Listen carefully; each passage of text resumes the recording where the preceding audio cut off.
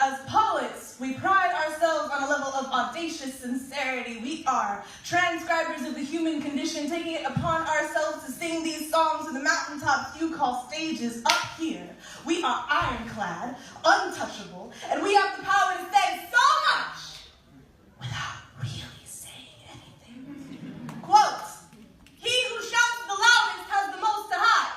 See, it's easy to disguise cowardice as honesty when no one can interrupt you. During a slam, in the maximum 3 minutes and 10 seconds I have on stage, I can take the fibers of my life and spin you a story that would inspire even Rumpelstiltskin. But do you ever wonder how much truth gets lost in all this alliteration? I've been called brave for this, but this isn't bravery. This is dress up, a cry for help, y'all. This is me trying to convince myself that I can still be beautiful. You know it as well as everybody else. A pen doesn't actually cry. I do. My notebooks don't speak my truths. They trap them there. But we learned a long time ago that the only difference between fact and fiction is how many people believe it. So we cower behind the so-called courageousness of this stage, hoping that one day we will find enough truth in our words to merit the validation we so desperately crave. And somewhere along the way, I seem to have forgotten that the point was never the point. The point is the poetry, and flowery words are just another thing to watch die. Y'all, it is time I do the bite marks in my tongue some justice. So, here you go.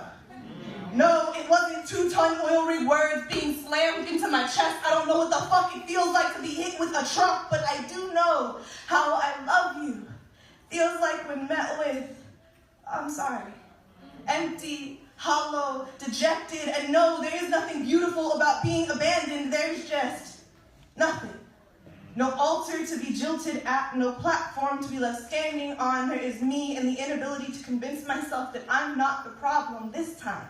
There are no torn rainbows or wingless butterflies. I was not a stained glass window. He was not a sonic boom. I didn't shatter in technicolor and refract the lights from the ends of every tunnel I never got a chance to reach. Y'all, when I break, there's nothing beautiful about it. I am not a crimson-stained box in the aftermath of a wolf pack trying to lick the self-worth back into my wounds, y'all. When I hit rock bottom, wait, until I know no one's around. I blast music loud enough to drown out the world, and I dance, sing, cry, scream loud enough to drown out the world. And when there is nothing left, I sleep it off. And there's nothing poetic about an empty bottle of Vicodin if Dan found trying to make that shit sound charming on stage. Look, I don't do this for you.